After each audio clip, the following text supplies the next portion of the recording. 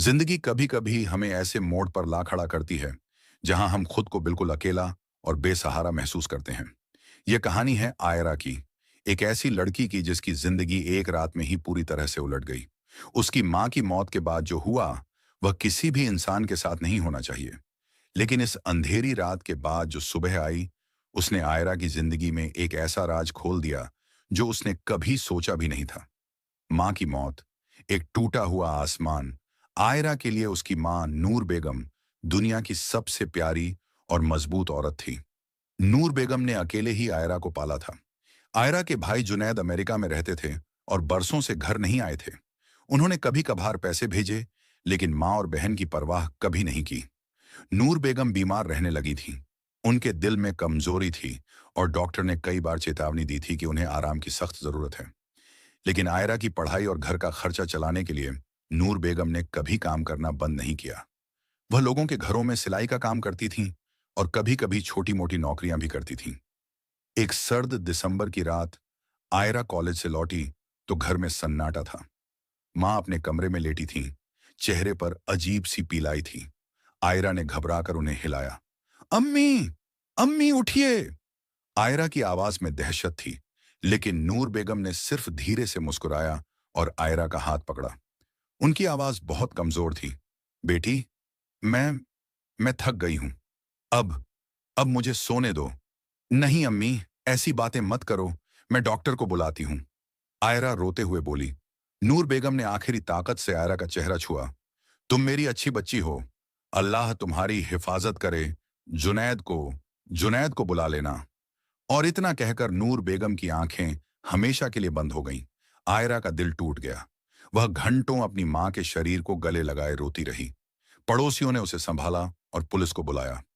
अगले दिन नूर बेगम को दफनाया गया और आयरा की दुनिया पूरी तरह से अंधेरे में डूब गई। भाई की वापसी, एक ठंडा स्वागत। मां की मौत के तीसरे दिन जुनैद अमेरिका से लौटे, लेकिन अकेले नहीं। उनके साथ उनकी पत्नी सईदा भी थी। सईदा की आंखों में ना कोई दर्द था, ना कोई सहानुभूति। वह बस एक ठंडी मशीन की तरह घर में घुसी और चारों तरफ नजर घुमाने लगी। जुनैद भाई, आप आ गए। आयरा रोते हुए अपने भाई की तरफ दौड़ी, लेकिन सईदा ने बीच में आकर रोक दिया। देखो, रोना धोना अब बंद करो। जो हो गया।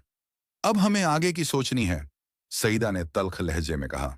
आयरा ने हैरानी से अपने भाई की तरफ देखा, लेकिन जुनैद ने नजरें चुरा लीं। वह अपनी पत्नी के सामने कुछ बोल नहीं पा रहे थे। अगले कुछ दिन बहुत अजीब रहे। जुनैद और सईदा घर में घूमते रहे, कागजात देखते रहे, लेकिन आयरा से ज्यादा बात नहीं की। आयरा को लग रहा था कि कुछ गड़बड़ है, लेकिन वह अपनी मां के गम में इतनी डूबी थी कि सोच नहीं पा रही थी। मां की मौत के 7वें दिन शाम को जुनैद ने आयरा को बुलाया। आयरा, हमें तुमसे कुछ बात करनी है, जुनैद ने बेहद ठंडे लहजे में कहा। आयरा दिल थाम कर बैठ गई। सईदा एक तरफ खड़ी थी। उसके चेहरे पर एक अजीब सी मुस्कान थी। देखो, हमने फैसला कर लिया है कि हम अमेरिका वापस जा रहे हैं। और और हमने यह घर बेच दिया है, जुनैद ने एक झटके में बात कह दी। क्या? आयरा की आंखें फटी की फटी रह गईं। भाई, आप क्या कह रहे हैं? ये घर तो अम्मी का था। यह यह मेरा घर है। था, सईदा ने टोका। अब नहीं रहा। हमने अच्छी कीमत मिल गई है और हम इस पैसे से अमेरिका में एक नया बिजनेस शुरू करेंगे। लेकिन मेरा क्या होगा? मैं कहां जाऊंगी? आयरा रोने लगी। जुनैद ने एक लिफाफा निकालकर आयरा की तरफ बढ़ाया। इसमें 50,000 रुपए हैं। ये तुम्हारा हिस्सा है। बाकी पैसे मुझे चाहिए। अब तुम बड़ी हो गई हो, अपनी जिंदगी खुद संभालो। भाई, ये आप क्या कर रहे हैं? मैं आपकी बहन हूं, आयरा ने गिड़गिड़ाते हुए कहा। लेकिन जुनैद ने मुंह फेर लिया। मुझे माफ करना आयरा, लेकिन मेरी अपनी जिंदगी है। तुम्हें भी अपनी जिंदगी बनानी होगी। हमारी फ्लाइट कल शाम की है और घर के नए मालिक परसों आ रहे हैं। तुम्हारे पास 2 दिन हैं। और इतना कहकर जुनैद और सईदा कमरे से निकल गए। आयरा फर्श पर बैठकर रोती रही। उसकी समझ में नहीं आ रहा था कि यह सब हो क्या रहा है। बेघर, एक काली रात 2 दिन बाद, एक ठंडी शाम को आयरा घर से बाहर खड़ी थी। उसके पास एक छोटा सा बैग था जिसमें कुछ कपड़े और मां की कुछ यादें थीं। घर के नए मालिक अंदर सामान व्यवस्थित कर रहे थे। आयरा को कोई ठिकाना नहीं था। उसकी कोई सहेली ऐसी नहीं थी जहां वह रुक सके। रिश्तेदार भी मां की मौत के बाद से ही दूर हो गए थे। वह बस सड़कों पर भटकती रही। रात गहरा गई। ठंड बढ़ती जा रही थी और आयरा कांप रही थी। उसे भूख भी लग रही थी, लेकिन उसके पास पैसे बचाने थे। वह नहीं जानती थी कि यह 50,000 रुपये कब तक चलेंगे। अचानक उसे याद आया कि शहर के बाहर एक पुराना कब्रिस्तान है, जहां उसकी मां को दफनाया गया था। कम से कम मम्मी के पास तो रह सकती हूं, आयरा ने सोचा और उस तरफ चल पड़ी। कब्रिस्तान सुनसान और डरावना था, लेकिन आयरा को अब डर नहीं लग रहा था। जिंदों ने उसे इतना दुख दिया था कि मुर्दों का डर खत्म हो गया था। वह मां की कब्र के पास पहुंची। चांदनी रात थी और ठंडी हवा चल रही थी। आयरा कब्र के पास बैठ गई और रोने लगी। अम्मी, मैं क्या करूं? आपके बिना मैं बिल्कुल अकेली हो गई हूं। भाई ने मुझे धक्का देकर बाहर निकाल दिया। मेरा कोई नहीं है इस दुनिया में। आयरा फूट फूट कर रोई। थक कर उसने कब्र के पास ही जमीन पर अपना दुपट्टा बिछाया और लेट गई। आसमान में तारे चमक रहे थे और आयरा की आंखों से आंसू बह रहे थे। धीरे धीरे थकान और दुहक के मारे उसकी आंख लग गई। रहस्यमयी सुबह, अदृश्य रक्षक जब आयरा की नींद खुली तो सूरज निकल चुका था। उसने अपनी आंखें खोली और चौंक गई। उसके पास एक छोटे से थैले में गर्म गर्म पराठे, आलू की सब्जी और एक प्लास्टिक के गिलास में चाय रखी थी। यह यह कैसे? आयरा ने चारों तरफ देखा। कब्रिस्तान में कोई नहीं था। सिर्फ सुबह की ठंडी हवा और दूर कुछ पक्षियों की आवाजें थीं। उसने देखा कि खाने के साथ एक छोटी सी चिट भी थी। कांपते हाथों से उसने वह चिट उठाई। उस पर साफ साफ उर्दू में लिखा था, बेटी, तुम अकेली नहीं हो। तुम्हारे अब्बू तुम्हारे साथ हैं। खाना खाओ और हिम्मत रखो। आयरा के हाथ से चिट छूट गई। अब्बू? कैसे अब्बू? मैंने कभी अपने अब्बू को देखा ही नहीं। आयरा को अपनी मां से सिर्फ इतना पता था कि उसके पिता ने उन्हें छोड़ दिया था जब वह बहुत छोटी थी। मां ने कभी उनके बारे में ज्यादा बात नहीं की। बस इतना कहा था कि वह चले गए हैं और अब कभी नहीं आएंगे। आयरा की भूख भारी पड़ गई और उसने वह खाना खा लिया। खाना बेहद स्वादिष्ट था, बिल्कुल वैसा ही जैसा उसकी मां बनाती थी। उस दिन भी आयरा वहीं रही। दिन भर वह कब्रिस्तान में छुपी रही और रात होते ही फिर से मां की कब्र के पास सो गई। अगली सुबह फिर से वही चमत्कार हुआ। आयरा के पास फिर से गर्म नाश्ता था और एक और चिट, बेटी, दुआ करो, सब ठीक हो जाएगा। यह सिलसिला 4-5 दिन तक चलता रहा। हर सुबह आयरा के लिए खाना आता और एक प्यार भरा संदेश होता। आयरा की हैरानी और उत्सुकता बढ़ती जा रही थी। छठे दिन आयरा ने एक योजना बनाई। उसने रात को सोने का नाटक किया, लेकिन असल में वह जाग रही थी। उसने अपनी आंखें बंद कर लीं और दुपट्टे से चेहरा ढक लिया, लेकिन थोड़ा सा खुला छोड़ा ताकि देख सके। रात का तीसरा पहर था। कब्रिस्तान में घुप अंधेरा था। सिर्फ चांद की धुंधली रोशनी थी। आयरा का दिल जोर जोर से धड़क रहा था। अचानक उसे पैरों की आवाज सुनाई दी। कोई धीरे धीरे कब्रिस्तान में आ रहा था। आयरा ने अपनी सांस रोक ली। एक बुजुर्ग आदमी आयरा की तरफ आया। वह हाथ में एक थैला लिए था। चांद की रोशनी में आयरा ने उसका चेहरा देखने की कोशिश की। वह आदमी लगभग 60 से 65 साल का रहा होगा।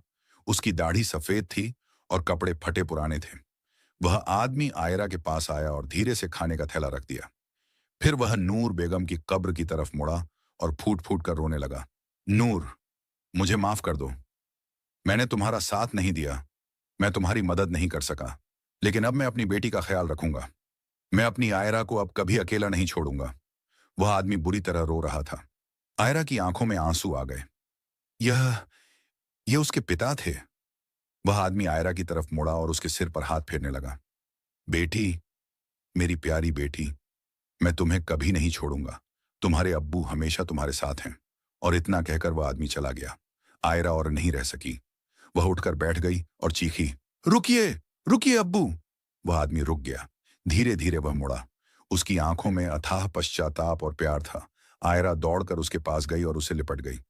अब्बू, आप आप कहाँ थे? आपने हमें क्यों छोड़ दिया? वह आदमी बुरी तरह रोने लगा। बेटी, मैंने बहुत गलतियां की हैं। मुझे माफ कर दो। मैं तुम्हें सब बताऊंगा, लेकिन पहले तुम मेरे साथ चलो। मैं तुम्हें यहां अकेला नहीं छोड़ सकता। और उस रात आयरा अपने पिता के साथ चली गई। आयरा अपने पिता के साथ शहर की गलियों से होती हुई एक पुराने इलाके में पहुंची। वहां टूटी फूटी इमारतों के बीच एक छोटा सा मकान था। दीवारों का प्लास्टर उखड़ा हुआ था और दरवाजा जंग खाया हुआ था। यह यह आपका घर है? आयरा ने हैरानी से पूछा। उसके पिता ने शर्मिंदगी से सिर झुका लिया। हाँ बेटी, ये बहुत छोटा और टूटा फूटा है, लेकिन यहीं मैं रहता हूँ। मेरा नाम कमाल अहमद है और यह तुम्हारा भी घर है अब। अंदर दाखिल होते ही आयरा ने देखा कि घर में बस एक कमरा था। एक पुराना बिस्तर, कुछ किताबें और कोने में एक छोटा सा चूल्हा। लेकिन सबसे ज्यादा जो चीज आयरा की नजर में आई, वह दीवार पर लगी एक तस्वीर थी। उसकी मां नूर बेगम की तस्वीर। आयरा की आंखों में आंसू आ गए। अब्बू, ये अम्मी की तस्वीर। कमाल अहमद ने गहरी सांस ली। बेटी बैठो, मुझे तुम्हें बहुत कुछ बताना है। वह सच जो मैंने बरसों से अपने दिल में दबा रखा है। आयरा बिस्तर पर बैठ गई और कमाल अहमद जमीन पर। उनकी आंखें नम थीं और आवाज कांप रही थी। बेटी, मैं और तुम्हारी अम्मी, हम बहुत प्यार करते थे एक दूसरे से।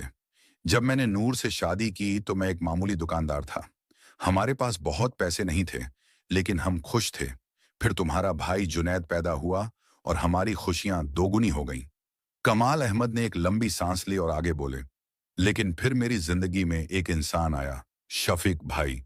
वह मेरा बचपन का दोस्त था और मुझे एक बिजनेस का ऑफर लेकर आया।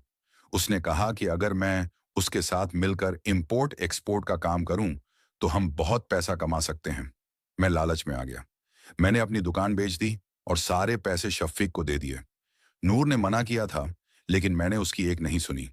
मैं सोच रहा था कि मैं अपने परिवार को बड़ा घर दूंगा, गाड़ी दूंगा, हर सुख दूंगा। आयरा ध्यान से सुन रही थी। उसके पिता की आवाज में दर्द साफ झलक रहा था। लेकिन शफीक धोखेबाज निकला। उसने मेरे सारे पैसे लेकर मुझे एक ऐसे काम में फंसा दिया जो गैर कानूनी था। पुलिस ने छापा मारा और मुझे गिरफ्तार कर लिया। मैं चिल्लाता रहा कि मैं बेगुनाह हूं, लेकिन किसी ने नहीं सुना। कमाल अहमद की आवाज टूट गई। मुझे 7 साल की सजा हुई बेटी, 7 साल। जब मैं जेल में था तो हर रोज तुम्हारी अम्मी और जुनैद की याद आती थी। मैंने जेल से ही नूर को खत लिखे, लेकिन कभी जवाब नहीं आया। जब मैं 7 साल बाद बाहर आया तो मैंने सुना कि तुम्हारी अम्मी ने दूसरी शादी कर ली है और तुम पैदा हो चुकी हो। मेरा दिल टूट गया। मैंने सोचा कि नूर ने मुझे धोखा दिया। आयरा के मुंह से निकला, लेकिन अब्बू, अम्मी ने तो कभी दूसरी शादी नहीं की। कमाल अहमद ने आंखें बंद की। हाँ बेटी, मुझे बहुत बाद में पता चला कि यह भी शफीक की साजिश थी। उसने मुझे झूठी खबर दी थी। असल में तुम्हारी अम्मी ने कभी दूसरी शादी नहीं की। तुम मेरी ही बेटी हो। लेकिन तब तक बहुत देर हो चुकी थी। कमाल अहमद ने आगे कहा, मैं गुस्से और गलतफहमी में नूर के पास कभी नहीं गया। मैं शराब पीने लगा, बुरी संगत में पड़ गया। मेरी जिंदगी बर्बाद हो गई। कई साल गुजर गए। एक दिन मैं सड़क पर भीख मांग रहा था। तब एक बुजुर्ग मौलवी साहब ने मुझे रोका। उन्होंने मुझसे मेरी कहानी पूछी और फिर मुझे समझाया कि मैं गलत राह पर हूं। उन्होंने मुझे मस्जिद में रहने को जगह दी और नमाज पढ़ना सिखाया। धीरे धीरे मैं बदलने लगा। मैंने शराब छोड़ दी और छोटे मोटे काम करके गुजारा करने लगा। फिर एक दिन मैंने हिम्मत करके तुम्हारी अम्मी के बारे में पता लगाया। कमाल अहमद की आवाज में कंपन आ गया। जब मुझे पता चला कि नूर ने कभी दूसरी शादी नहीं की, कि तुम मेरी ही बेटी हो और कि वह अकेले ही तुम्हें और जुनैद को पाल रही है, तो मैं उसके पास गया। लेकिन बेटी, मैं बहुत डर गया था। मैं इतने सालों बाद उसके सामने कैसे जाता? मैंने जो गलतियां की, जो दुख दिए, मुझे कोई हक नहीं था वापस आने का। मैं दूर से तुम्हें और नूर को देखता रहता था। मैं छुपकर तुम्हारे स्कूल के बाहर खड़ा रहता था, तुम्हें देखता था। मेरा दिल करता था कि तुम्हें गले लगा लूं, लेकिन मैं शर्मिंदा था। आयरा अब जोर जोर से रो रही थी। अब्बू, आप हमारे पास क्यों नहीं आए? अम्मी कितनी दुखी रहती थीं। वह रोज आपका इंतजार करती थीं। कमाल अहमद ने एक डायरी निकाली और उसे आयरा को दिया। यह तुम्हारी अम्मी की डायरी है। उनकी मौत से कुछ दिन पहले मैं उनसे मिला था। आयरा ने हैरानी से डायरी खोली।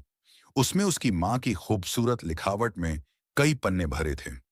कमाल अहमद बोले, तुम्हारी अम्मी को जब पता चला कि उनका दिल कमजोर हो रहा है और ज्यादा दिन नहीं है, तो उन्होंने मुझे ढूंढा। मौलवी साहब के जरिए उन्हें पता चल गया कि मैं कहाँ हूं। एक रात वह मुझसे मिलने आई। बेटी, वह मुलाकात मैं कभी नहीं भूल सकता। नूर ने मुझे गले लगाया और रोने लगी। उन्होंने कहा कि उन्हें सब पता है, शफीक की साजिश, मेरी बेगुनाही, सब कुछ। उन्होंने मुझे माफ कर दिया बेटी। उन्होंने कहा कि वह मुझसे कभी नाराज नहीं थी। बस यही अफसोस था कि मैं उनके पास वापस क्यों नहीं आया। आयरा डायरी पढ़ रही थी। उसमें लिखा था, कमाल, मैं जानती हूं तुमने मुझे नहीं छोड़ा। जिंदगी ने हमें अलग कर दिया, लेकिन मेरा दिल हमेशा तुम्हारा रहा। मैं चाहती हूं कि तुम आयरा का ख्याल रखो। वह तुम्हारी बेटी है और उसे तुम्हारी जरूरत पड़ेगी। जुनैद बहुत बदल गया है। मुझे डर है कि वह आयरा को अकेला छोड़ देगा। प्लीज कमाल, हमारी बेटी की हिफाजत करना। आयरा की आंखों से आंसुओं की धारा बह रही थी। अम्मी, अम्मी ने यह सब लिखा था? कमाल अहमद ने सिर हिलाया। हाँ बेटी, और मैंने उनसे वादा किया था कि मैं तुम्हारी हिफाजत करूंगा।